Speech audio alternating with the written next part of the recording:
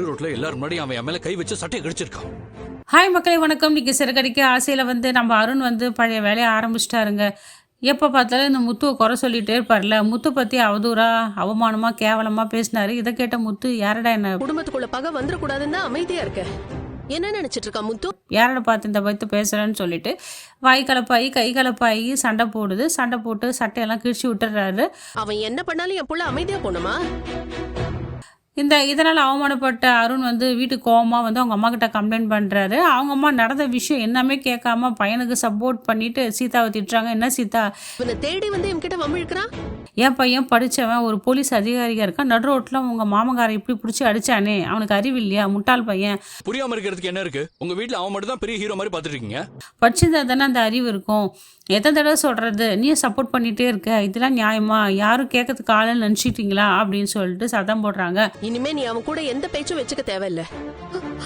இதை கேட்ட சீதாவும் எதுவுமே பேச முடியாத வாய் அடைஞ்சா இருக்காங்க. அவங்களும் என்னாச்சு ஏதாச்சுன்னு கேட்கல. உடனே யாராவது இருந்திருந்தா நேரம் போலீஸ் மேல கை வச்சதுக்கு உள்ள தள்ளி கை கால உடைச்சிருப்பேன். எதனா கேட்டுருவாளா பயந்துக்கிட்டு இருந்த அருணும், அம்மா சீதாவும் என்ன பண்ணுவா பாவம், அவங்க அக்கா குடும்பத்து மேலே பாசம் வச்சுட்டா, அதனால அவங்க என்ன பண்ணாலும் அவளால் எழுத்து கேட்க முடியலம்மா அப்படின்ட்டு ஒரு கதையை இழுத்து விட்டுறாரு.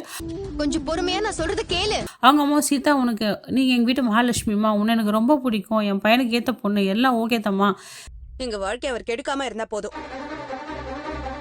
இதனால் மனஸ்தாபம் வர மாதிரி நீ பார்த்துக்காத, உனக்கு எனக்கும் மனஸ்தாபம் வர மாதிரி பார்த்துக்காத. என் பையன் பாவம்ல, எப்போ பார்த்தாலும் இந்த முத்துக்கு பிடிக்கலையா, துஷ்டம் கண்டா தூரம் ஒரு அடி ஒதுங்க வேண்டியதானே. என்கிட்ட பேசுவேன், ஆனா அவர்கிட்ட பேச மாட்டியா? மாட்டேன்க்கா. எதுக்கு தேவையில்லாமல் என் பையனை பிடிச்சி இது மாதிரி வம்பு கிழுத்து சண்டை போட்டு அவமானப்படுத்துகிறான். இதெல்லாம் அவனுக்கு என்னமா சுகம் கண்டா? ஏன் இப்படி பண்ணுறான்னு தெரியல முத்துக்கு. இந்த மீனாவும் புருஷன் பேச்சு கேட்டுன்னு சப்போர்ட் தான் பண்ணுறா, புருஷனை அடக்க போகிறதில்ல. இவ காலில் போய் விழணுமா? விட்டா தலைக்கு மேல ஏறி உட்கார்வா. அவதான் பேச மாட்டேன்னு சொல்லிட்டு அல்ல விட்டுருங்க. இதனால தேவையில்லாம நம்ம குடும்பத்தமா சண்டை ஆகும். நீ அவங்க அப்பா, நீ உங்க அக்கா குடும்பத்தை விலகி இருக்க தம்மா நல்லது. இதனால உங்க குடும்ப வாழ்க்கையும் பாதிக்கும் அப்படின்னு சொல்லிட்டு இருக்காங்க. இதனால சீதாவுக்கு ஒன்றுமே புரியல, எதனால் இப்படி நடக்குது. சீதா முழுசாக அருணை நம்புறான். ஏன்னா அவன் பேசுகிற ஆட்டிடியூட் எல்லாமே அப்படியே தான் இருக்குது.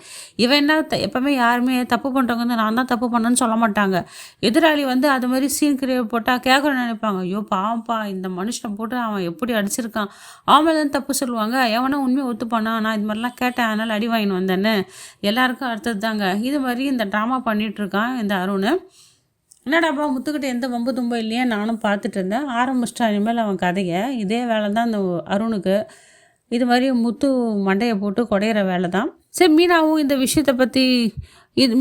விஷயத்தை பற்றி கேட்கறதுக்காக சீதாவுக்கு ஃபோன் பண்ணுறாங்க. ஆனால் சீதா ஃபோன் எடுக்கல. அதனால் அவங்க அம்மா மூலியமாக வீட்டுக்கு வர வைக்கிறாங்க சீதாவை.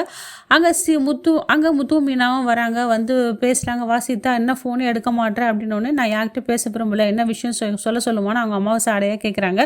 இந்த பேச்செல்லாம் வேணாம், எதுக்கு நீ கோவப்படுறேன்னு கேட்க, நான் யார்கிட்ட இங்கே பேச விரும்பல, என் வீட்டுக்காரர் பிடிச்சி எதுக்கு உங்கள் வீட்டுக்காரர் அடிக்கிறாரு, ரவுடித்தனெல்லாம் பண்ணுறாரு, அவர் அப்பாவி தான், அவர் கேட்க யார் ஆளுன்னு நினச்சிக்கிட்டீங்களா, எதனாவும் சொல்லி என் வாயை அடைச்சிடுங்க, எங்கள் வாழ்க்கையை கெடுக்காதீங்க, தயவு செஞ்சு.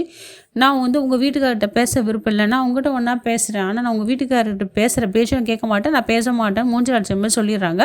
இதை கேட்ட முத்துவும், சரி பரவாயில்ல, எனக்கு புரிஞ்சு போச்சு, அருண் ஏதோ சொல்லியிருக்கான், அதனால தான் இவ பேசுகிறான்னு தெரிஞ்சுக்கிட்டு முத்து அந்த இடத்துல மேற்கொண்டு ஆர்கியூ பண்ண விரும்பலை.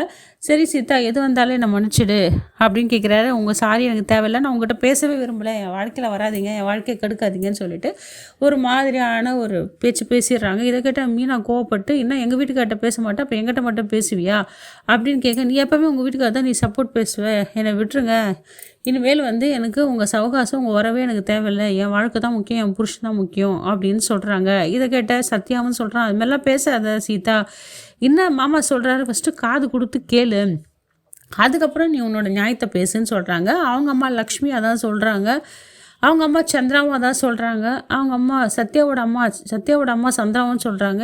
சீதா சொல்கிறது கேளுடி, மாப்பிள்ளை மனக்கட்டு உன்னை பார்க்க தான் வந்திருக்காரு, நீ ஏன் முகம் கொடுத்து பேசாமல் இப்படி கத்துறான்னு கேட்குறாங்க. அம்மா நீ சும்மா இருமா, என் வாழ்க்கை நாசமாகிறது இந்த ஆளால் தான், இந்த முத்துவால் தான், எனக்கு பிடிக்கல அவங்கக்கிட்ட பேசன்னு சொல்லிட்டு போயிடுறாங்க.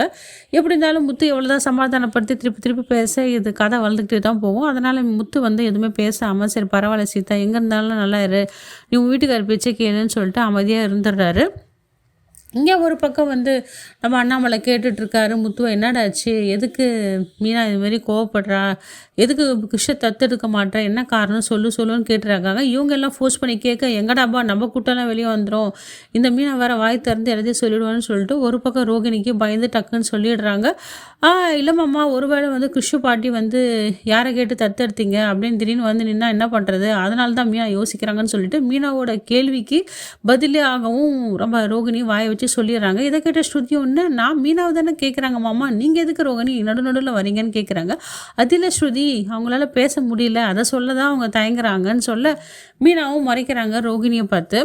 இதை கேட்டால் நம்ம விஜயாவுக்கு ரொம்ப சந்தோஷம். ஸ்ருதி கேட்குறாங்க, என்ன ரோகிணி, மீனாவை தானே எல்லாரும் கேள்வி கேட்டுட்டு இருக்காங்க, நீங்கள் எதுக்கு பதில் சொல்கிறீங்க அப்படின்னு கேட்குறாங்க.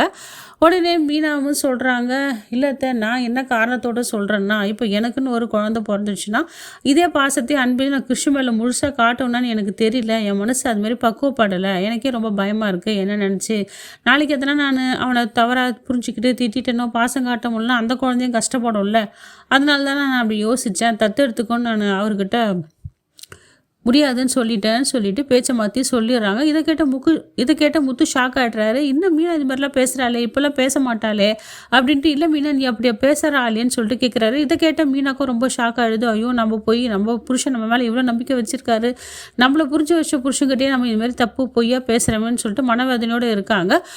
அப்பாடி, நல்ல வேலை, உண்மையை சொல்ல எப்படியோ பேசி சமாளிச்சாலேன்னு சொல்லிட்டு ரோகிணியும் பெருமூச்சு விடுறாங்க.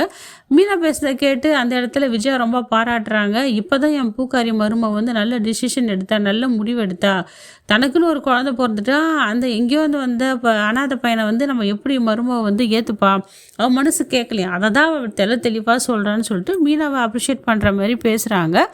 இதை கேட்டு எல்லாருமே ஷாக் ஆகிடுறாங்க. அடுத்த ஒரு எபிசோடில் தாங்க நம்ம பார்க்க முடியும் சிறகடிக்க ஆசையில் என்னென்ன விஷயம் நடக்க போகுதுன்ட்டு.